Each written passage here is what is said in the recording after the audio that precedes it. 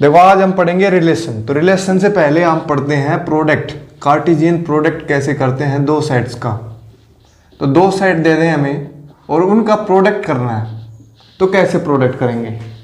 तो लेट्स से मेरे पास दो सेट हैं ऐसे 1 2 3 और बी से एक सेट है 3 4 5। तो प्रोडक्ट को हम लिखेंगे ए क्रॉस बी सच दैट यहाँ पे जो एलिमेंट होंगे या पहला एलिमेंट तो ए का आएगा, दूसरा एलिमेंट बी का आएगा, such that A belongs to A and B belongs to B. इसको हम बोलते हैं ordered pair. Ordered pair A इसके अंदर ए का सेट का है और बी जो है स्मॉल बी ये बी सेट का एलिमेंट है। ए कॉमा बी ये एक ऑर्डर पेयर बन गया। इस सेट के ये क्रॉस बी जो बनेगा ना ये भी एक सेट बनेगा और इसके अंदर जो एलिमेंट होंगे वो ऐसे मिलेंगे ऑर्डर्ड पेयर में, ऐसे ब्रैकेट में लगा के। जैसे इसके मैं बनाऊं अब ए क्रॉस बी, तो पहले तो एक ले लो और इनसे सबसे करो। पहले आएगा 1 3 1 4 1 5, ये तो हो गए 3 एलिमेंट। अब दो के साथ करो, 2 3 2 4 2 5।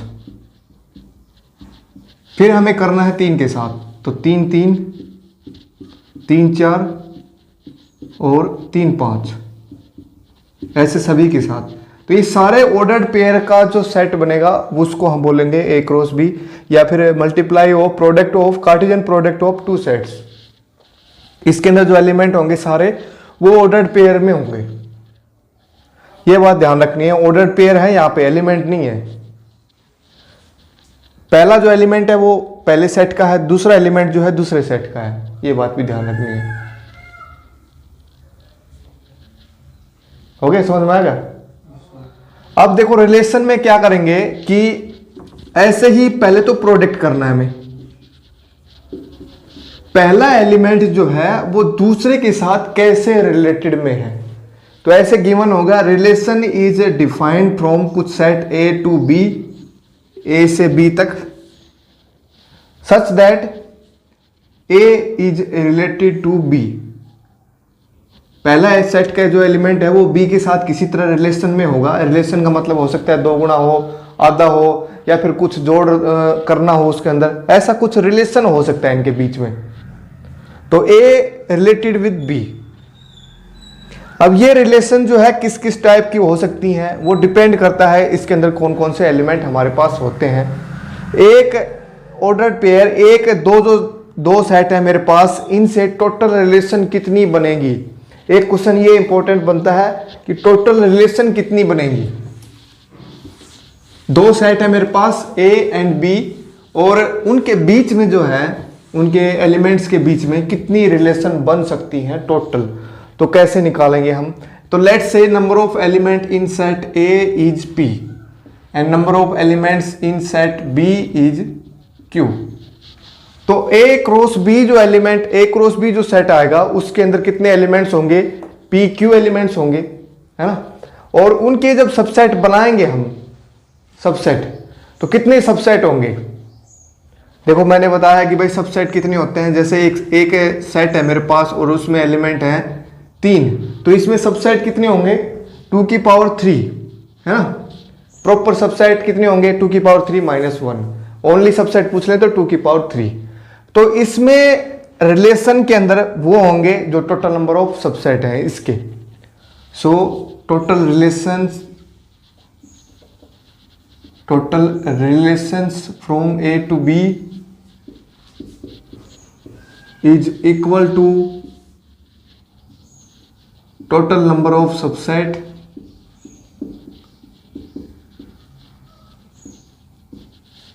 of A cross B। तो A क्रॉस B के कितने अंदर कितने सबसेट होंगे मेरे पास, P and Q multiply PQ। तो टोटल सबसेट कितनी होगी, टोटल रिलेशन कितनी होगी, यहां से टोटल रिलेशंस आर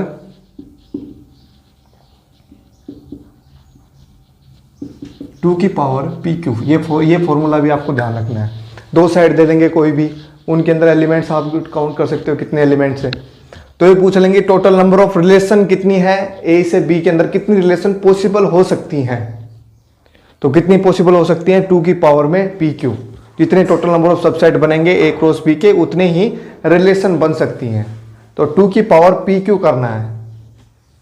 अब रिलेशंस के टाइप आते हैं, कौन कौन सी टाइप है रिलेशन की, तो वो हम पढ़ेंगे। और 12th के अंदर भी आता है रिलेशन, 11th के अंदर भी आता है थोड़ा बहुत रिलेशन। अब देखो टाइप्स में हम पढ़ते हैं, सबसे पहले हम पढ़ते हैं एम्प्टी। फर्स्ट रिलेशन टाइप लिखते हैं एम्प्टी। एम्प्टी रिलेशन मतलब ऐसी रिलेशन जिसके अंदर कोई भी एलिमेंट ना आए, कोई भी ऑर्डर पेयर ना आए।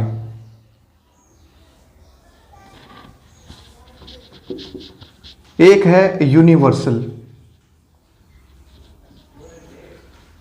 यूनिवर्सल रिलेशन के अंदर सारे के सारे एलिमेंट आएंगे ए और बी के बीच, मतलब ऐसी रिलेशन जो यूनिवर्सल हो, सारे के सारे एलिमेंट। फॉर एग्जांपल अगर मैं दूं, जैसे एक स्कूल ले लिया मैंने, इन ए बॉयज स्कूल, एक लड़कों का स्कूल है और रिलेशन है मेरे पास, let A B the set मान लिया मैंने, let A B the set of boys. Boys school है तो बॉयज का ही होगा सेट, है ना। तो let relation R is defined from A to A. A to A में डिफाइन है, यहां पे बी कोई भी सेट नहीं है, ए ही सेट है, बॉयज का ही है। तो बॉयज से बॉयज में डिफाइन है, क्या है कि ए इज सिस्टर ऑफ, इसको या फिर ये लिख लो B, A is sister of B. यहाँ पे ए और बी दोनों साइड जो है बॉयज के ही ले लो, ए इज सिस्टर ऑफ बी। यहाँ पे ए लिखता तो थोड़ा सा दिक्कत हो जाती। तो ये रिलेशन है मेरे पास। अब इसके अंदर बताओ कितने एलिमेंट्स आएंगे। भाई ए से बी रिलेशन है और ए और बी दोनों जो है बॉयज के ही सेट है। ए इज सिस्टर ऑफ बी, अब इसमें लड़कियां तो है ही नहीं स्कूल के अंदर, तो कोई भी एलिमेंट इसके अंदर नहीं आएगा। तो कैसी रिलेशन होगी, सिंपल ये एम्प्टी रिलेशन होगी। अब यूनिवर्सल रिलेशन अगर मैं दे दूं तुम्हें कि ए से बी डिफाइन है और ए इज, या फिर यहां पे लिखो difference in height between A and B is difference between height of A and B is less than 3 metre. और ए और बी क्या है, ए और बी बिलोंग्स टू इस capital A set. Set A क्या है, बॉयज का set है। तो ये कुछ रिलेशन आर प्राइम ले लेना, उसको लिख देना R is a empty relation. इसको क्या लिखेंगे हम, देखो आर प्राइम को। अब इसके अंदर क्या है, हाइट का डिफरेंस कितना है, 3 मीटर। अब 3 मीटर कितना होता है लगभग, बट लगभग 1.5 मीटर जो है 5 फुट के बराबर होता है। तो 3 मीटर कितना होगा, 10 फुट। तो 10 फुट हाइट का डिफरेंस तो होगा नहीं, उससे कम ही मिलेगा हमेशा, लड़कों का या लड़कियों का जो भी हो, आदमी का तो 10 फुट से कम ही मिलेगा डिफरेंस। तो इसके अंदर सारे के सारे एलिमेंट आएंगे, है ना। तो ये कैसी रिलेशन होगी, यूनिवर्सल, यूनिवर्सल रिलेशन। आर जो थी वो थी एम्प्टी, जिसके अंदर हम ये कह रहे थे सिस्टर ऑफ बी। इसके अंदर हम क्या कहेंगे, यूनिवर्सल, सारे के सारे एलिमेंट फॉलो करेंगे इसको। चलो आगे टाइप्स हम पढ़ते हैं, थर्ड टाइप्स। अब जो 12th में पढ़ी है तुम लोगों ने वो ही है, कौन सी है, थर्ड नंबर लिखो इसमें, reflexive. Reflexive, symmetric and transitive.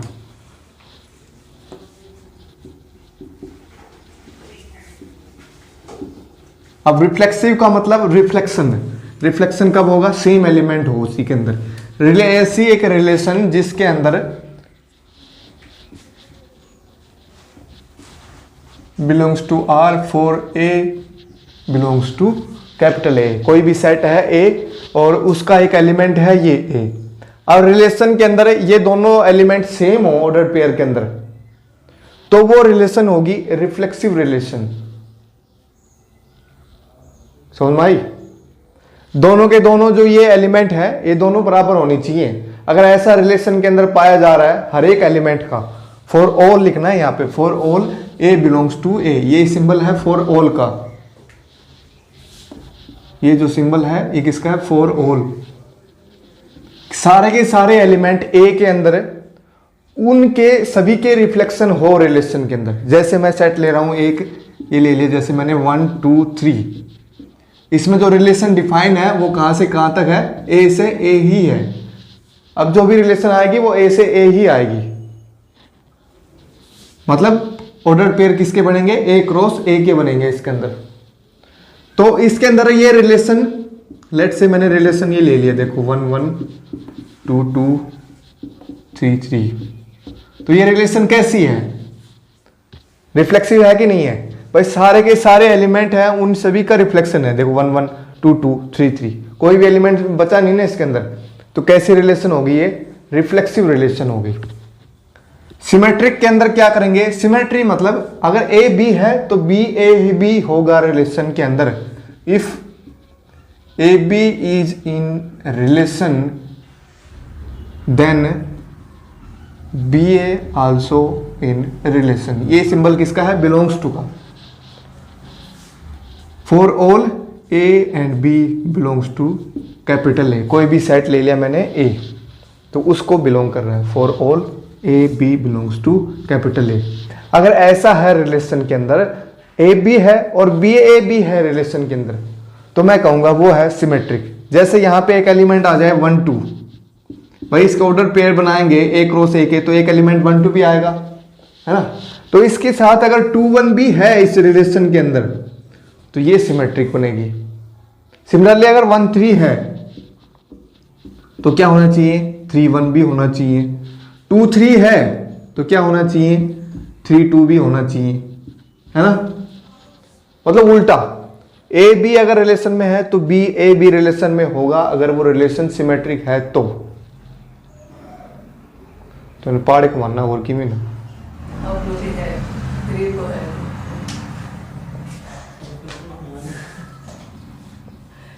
समझ में आ रहे हो? रिफ्लेक्सिव सिमेट्रिक हो गया। अब ट्रांजिटिव में क्या करना है? 3 होंगे इसके अंदर, 3 एलिमेंट। ए बी अगर रिलेशन में है और बी सी भी रिलेशन में है, then A C also will be in relation. For all A B C belongs to A. अगर ऐसा है तो वो जो रिलेशन होगी वो कैसी होगी? ट्रांजिटिव। अब जैसे इसमें एक एग्जांपल करते हैं, एक चीज और बता देता हूं मैं, अगर तीनों के तीनों हो ये रिफ्लेक्सिव सिमेट्रिक और ट्रांजिटिव, तीनों रिलेशन हो एक में, एक रिलेशन के अंदर, तो इन तीनों को कॉम्बिनेशन फॉर्म में हम बोलते हैं equivalence relation. If any relation is reflexive symmetric and transitive,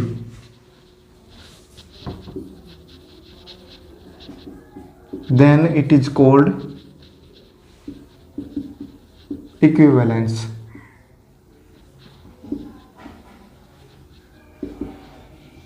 relation। देखो अब मैं एक क्वेश्चन देता हूं तुम लोगों को, वो करना है तुम्हें।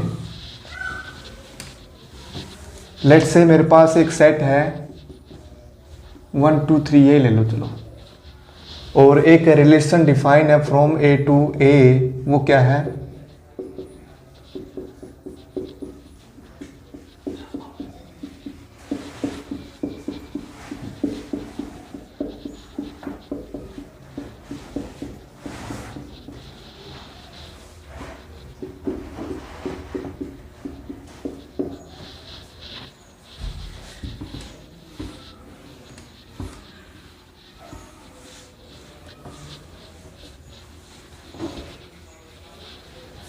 ये एलिमेंट है। अब इसमें बताओ ये रिलेशन जो है कैसी है? रिफ्लेक्सिव, सिमेट्रिक, ट्रांजिटिव, इनमें से कौन सी है? तीनों के तीनों रिलेशन है इसके अंदर। 1 1 2 2 3 3 है तो रिफ्लेक्शन हो रहा है, 1 2 है तो 2 1 भी है ऑलरेडी, 1 3 है तो 3 1 भी है, 2 3 है तो 3 2 भी है, और आल्सो अगर 1 2 है और 2 1 है तो 1 1 भी होना चाहिए, वो ऑलरेडी यहाँ पे है, और 1 2 है और 2 3 है तो कौन सा होना चाहिए? 1 3 भी है ऑलरेडी। अगर कोई भी रिलेशन इसमें तीनों के तीनों हो रही हो तो उसको हम बोलेंगे इक्विवेलेंस रिलेशन। समझ में आ गया?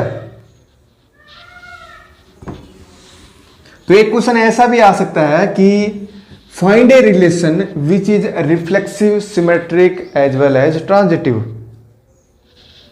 तो तुम्हें ऐसे ही ये रिलेशन लिखनी है, या फिर वहां पे तो ऑप्शन मिलेंगे तो तुम देख सकते हो कौन सी रिफ्लेक्सिव, सिमेट्रिक, ट्रांजिटिव है, वही ऑप्शन टिक कर देना। फालतू में दिमाग लगाने की जरूरत है ही नहीं। अब एक एग्जांपल करते हैं, चलो लेट्स से एक सेट है, set of, let A B the set of lines in a plane. एक प्लेन के अंदर ये सेट है लाइंस का, एक सेट है लाइंस का। तो मेरे पास रिलेशन डिफाइन है,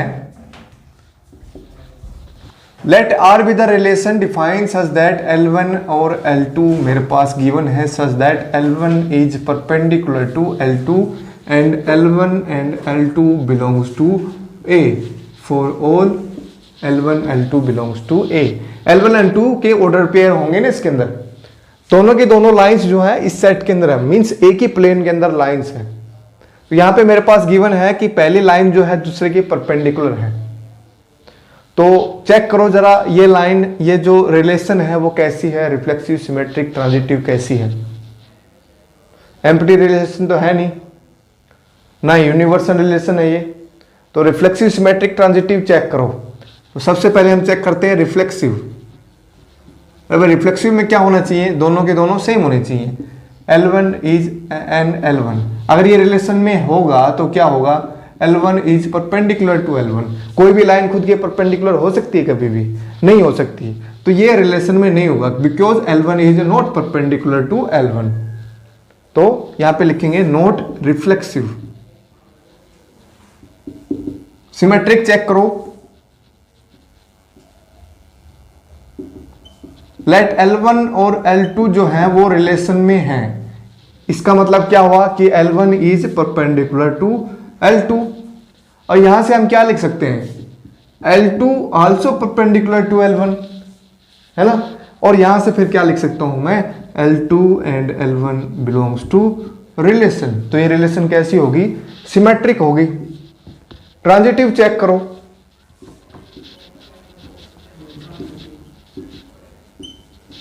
लेट L1 और L2 जो है वो किस में है? रिलेशन में है।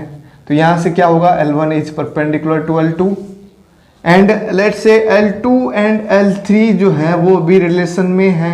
इसका मतलब क्या होगा? L2 is perpendicular to L3। तो यहां से हमें शो करना है कि L1 is perpendicular to L3 if this relation is transitive.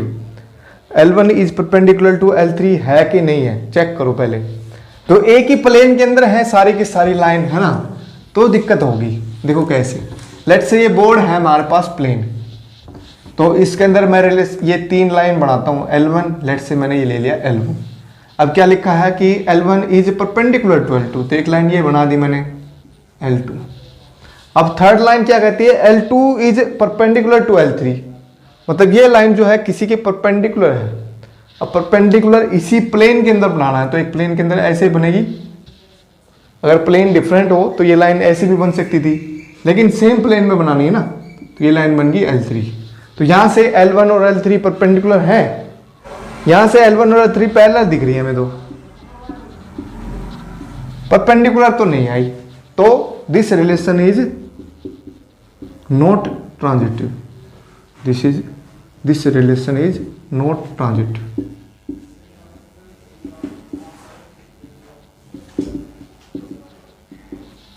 तो तो ऐसे क्वेश्चन ही आएंगे पेपर में कि ये रिलेशन चेक करो कैसी है। जैसे लास्ट ईयर पेपर में आया हुआ ऐसे क्वेश्चन कि रिलेशन चेक करो कैसी रिलेशन है। तो आप लोगों को बस यही चेक करना है, रिफ्लेक्सिव, सिमेट्रिक और ट्रांजिटिव, मेन 3 है। एम्प्टी रिलेशन तो वो दूर से पता लग जाएगा, कुछ भी मैच नहीं हो रहा होगा तो इसका मतलब वो एम्प्टी रिलेशन है। अब देखो एक क्वेश्चन और आ सकता है कि फाइंड द डोमेन, रेंज और कोडोमेन ऑफ ए रिलेशन। तो कैसे निकालेंगे? डोमेन जो होगा ना, डोमेन, रेंज, यही सब चीजें फंक्शन में भी आएंगी और यहां पे भी है, और कोडोमेन, 3 टर्म है यहां पे। डोमेन कौन सी होगा और रेंज कौन सा होगा और कोडोमेन कौन सा होगा? डोमेन वो होगा रिलेशन के अंदर जो ऑर्डर्ड पेयर बने हैं ना, उसके अंदर जो पहला एलिमेंट है हमारा, फर्स्ट एलिमेंट, यहां पे लिखो set of first element in relation. जो सेट बनेगा फर्स्ट एलिमेंट्स का वो होगा डोमेन। जैसे मेरे पास रिलेशन है यहां पे 1 2 2 3 2 4 एंड 3 2, मान लिया ये। तो इसके अंदर जो डोमेन है वो क्या होगा? डोमेन एक सेट बनेगा किसका?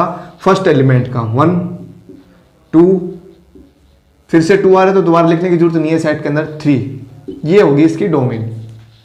रेंज क्या होगी? जो सेकंड एलिमेंट है, set of second element in relation. तो सेकंड एलिमेंट कौन सा है? रेंज 2 3 4, यही है ना, सेट के अंदर 2 3 4 लिख देना है, 2 3 4। सेकंड जो एलिमेंट है ना वो 2 बार नहीं लिखना है, कोई भी एलिमेंट अगर 2 बार आ रहा है तो देखो 2 ये यहाँ पे भी आ रहा है, यहाँ पे भी आ रहा है, तो 2 बार नहीं लिखना है सेट में, सिर्फ एक बार ही लिखना है। 2 3 4 ये रेंज होगी। अब कोडोमेन क्या है? कोडोमेन है सेकंड सेट, यहां पे क्या लिखा है? Second set, second set of product. जैसे मैं कर रहा हूं A क्रॉस B ना, इसमें ऑर्डर पेयर जो बने हैं वो A क्रॉस B के बने हैं मान लिया, तो यहां पे जो सेकंड सेट है ना वो होगा कोडोमेन। रेंज और कोडोमेन में फर्क है, कभी रेंज और कोडोमेन कभी कभी बराबर भी हो जाती दोनों, लेकिन कभी कभी बराबर नहीं होता है। तो तुम्हें यह याद रखना है, ध्यान रखना है, बी जो सेट होगा वो होगा कोडोमेन। अब जैसे क्वेश्चन है कि ए क्रॉस बी एक कार्टेशियन प्रोडक्ट है और उसके अंदर टोटल एलिमेंट है 6 एलिमेंट है। ए क्रॉस बी के अंदर टोटल एलिमेंट कितने हैं? 6 है। 6 ऑर्डर पेयर है इसके अंदर और 3 ऑर्डर पेयर इसमें गिवन है। कौन कौन से हैं? जैसे 1 4 2 6 3 6, ये है 3 ऑर्डर पेयर हमारे पास गिवन है और 3 और निकालने में। तो 3 और कैसे निकलेंगे?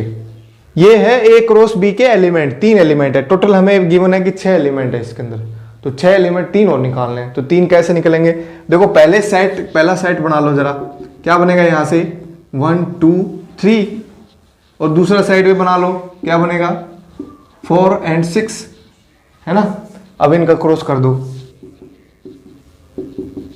तो पहले का एलिमेंट 1 4 1 6 2 4 2 6 3 4 3 6, 6 एलिमेंट आ गए टोटल। अब यहां पे गिवन है 1 4 गिवन है, 2 6 गिवन है और 3 6 गिवन है, तो बाकी बच गए ये एलिमेंट, ये रिमेनिंग 3 एलिमेंट। अगर क्वेश्चन ये आ जाए कि 2 सेट दे दे तुम्हें ए और B, then find the number of elements in A cross B, कितने नंबर ऑफ एलिमेंट होंगे? 6। बस सिर्फ इनको मल्टीप्लाई कर देना। जैसे इसमें कितने हैं? 3 है, इसमें कितने हैं? 2 हैं, तो 3 इंटू में 2 6। जैसे इसमें 4 होते और इसमें 3 होते तो 12 बन जाता, सेम ऐसे ही। अब जैसे क्वेश्चन है 3 सेट है मेरे पास, यहाँ पे ए सेट है 1 2, बी सेट है यहाँ पे 2 3 और सी सेट है 3 4। Then find A cross B intersection with A cross C. पहले तो ये फाइंड करो और फिर हमें निकालना है कि कितने एलिमेंट होंगे। फाइंड द कार्डिनलिटी लिखा है इसमें, कार्डिनलिटी, कार्डिनलिटी इसका मतलब है नंबर ऑफ एलिमेंट्स हमें निकालने हैं, number of elements in this set. ये सेट बनाना है पहले और फिर इसके अंदर number of elements find out करने हैं। तो पहले ए क्रॉस बी करो और फिर ए क्रॉस सी करो और उनमें जो कॉमन ऑर्डर पेयर है वो सेलेक्ट करो। अभी देखो क्या आएगा, तुम साथ साथ अपनी अपनी नोटबुक में लिखते जाओ। 1 3 1 2 2 3 2 2। ये तो बन गया ए क्रॉस बी। सिमिलरली ए क्रॉस सी निकालो। 1 3 1 4 2 3 2 4।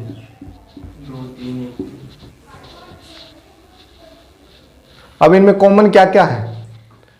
1 3 है और 2 3 है, ये 2 कॉमन है ना। तो इसमें कितने एलिमेंट कॉमन है? 2। तो कार्डिनलिटी कितनी आएगी? 2 आएगी इसकी। ए क्रॉस बी निकाल लिया हमने, इंटरसेक्शन करना है ए क्रॉस सी के साथ। तो ये जो सेट बनेगा इसमें कितने एलिमेंट आएंगे? इंटरसेक्शन मतलब कॉमन देखने में। A cross B intersection with A cross C, इसमें कॉमन देखने हैं। तो क्या बनेगा? कॉमन है हमारे पास, 2 ऑर्डर पेयर कॉमन है। तो कार्डिनलिटी कितनी होगी इसकी? 2 ही तो होगी। बस आज के लिए इतना ही पढ़ते हैं, कल हम पढ़ेंगे नेक्स्ट क्लास में फंक्शन के बारे में।